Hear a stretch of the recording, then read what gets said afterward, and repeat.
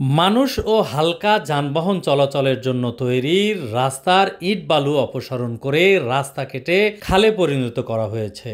ফলে ওই রাস্তায় চলাচলকারী 15টি পরিবার সহ সাধারণ মানুষ পড়েছেন চরম বিপাকে। এমন দৃশ্য দেখা গেছে বগুড়ার শিবগঞ্জ উপজেলার বিহার ইউনিয়নের নাটমরিচাই মধ্যপাড়া গ্রামে। স্থানীয়দের অভিযোগ, আনিসুর রহমান নামের এক ব্যক্তি আওয়ামী লীগ সরকারের পতনের পর গত 8 আগস্ট এ ঘটনা ঘটিয়েছেন।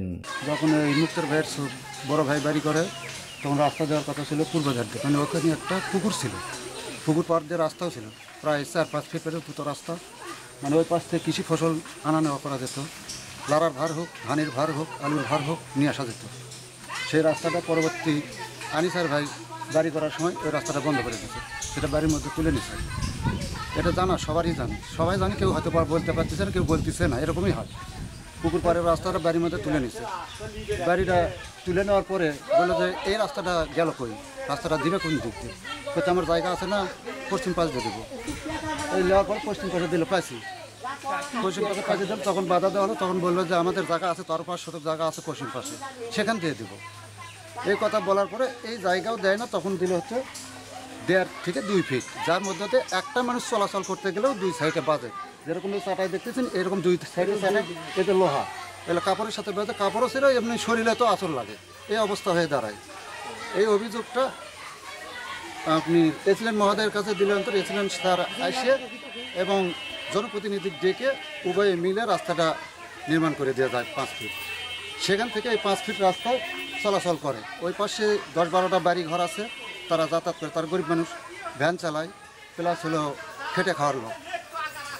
এই লোকগুলো ভ্যানও নিয়ে যেতে পারে না বাড়িতে। এই রাস্তাটা দেওয়ার পরে এসিলেন স্যার যখন দিয়ে গেছে, তখন থেকে ওরা ভ্যান নিয়ে যাতায়াত করতে পারে, গরিব মানুষগুলো, যিনি রোজগার তাদের ভ্যানগুলো নিয়ে যেতে পারতো। ইতিমধ্যে এসে সরকার পতনের পর হঠাৎ করে রাস্তাটা কেটে ফেলে দিল।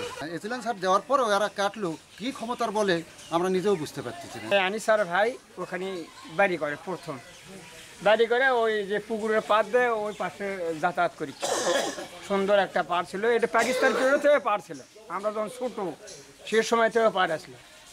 এই পুকুরের পাড় দিয়ে 3 হাত রাস্তা, মানে হাল গরু নিয়ে যাওয়া যাতায়াত করা গেছে বরাবর।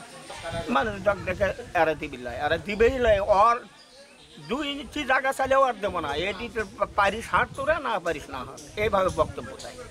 আমি কিন্তু এই গোষ্ঠীর এদের বড় ভাই।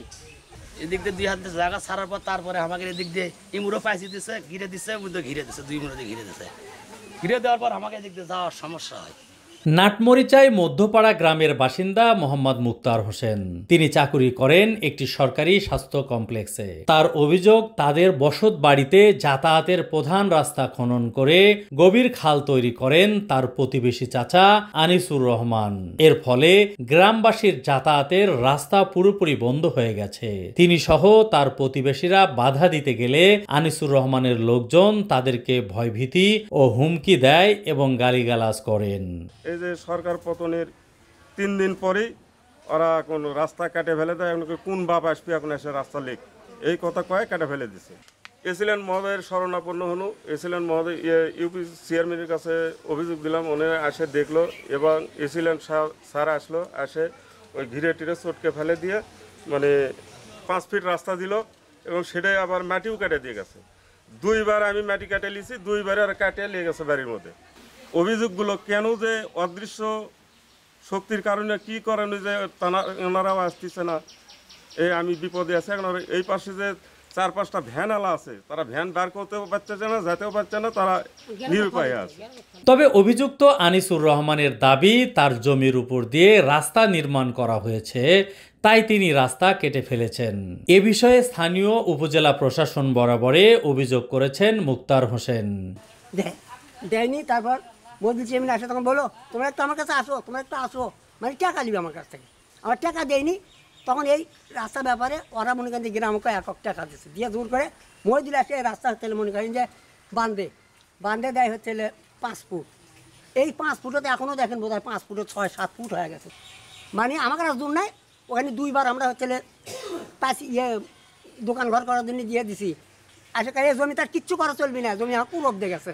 বাধা দিছি আচ্ছা। মহিদুলের সম্মুখে বাধা দেওয়ার মতো ক্ষমতা আমার কারণ নাই। আপনি যতদিন চেয়ারম্যান থাকবেন ততদিনই রাস্তার ভিতরে আপনি আজ চেয়ারম্যান নাই কালকে রাস্তা ভাঙবো, আপনি পারলে তখন এসে নেবেন। ও মহিদুল নাই, আমরা মনে করেন যে এখন রাস্তা ভাঙে দিয়ে এখন ওই সাইড দিয়ে ওই সাইডে কোন সাইড দিয়ে তারা যাবি দেবো পতনের পরে মনে করেন যে এটা হচ্ছে আমরা তুলে দিচ্ছি। আর আগে আমরা এখান দিয়ে রাতের পায়ে ঘাটা ছিলাম, পায়ে ঘাটা দিছি। বিষয়টি নিয়ে শিবগঞ্জের সহকারী কমিশনার তাসনিমুজ্জামানের সাথে কথা বললে তিনি অভিযোগ পাওয়ার কথা স্বীকার করে বলেন, এই অভিযোগ আমরা অলরেডি পেয়েছি যে এরকম একটা নাট পরিচয় একটা রাস্তা কেউ কেটে ফেলতেছে, আমাকে লিখিত অভিযোগ দিয়েছে।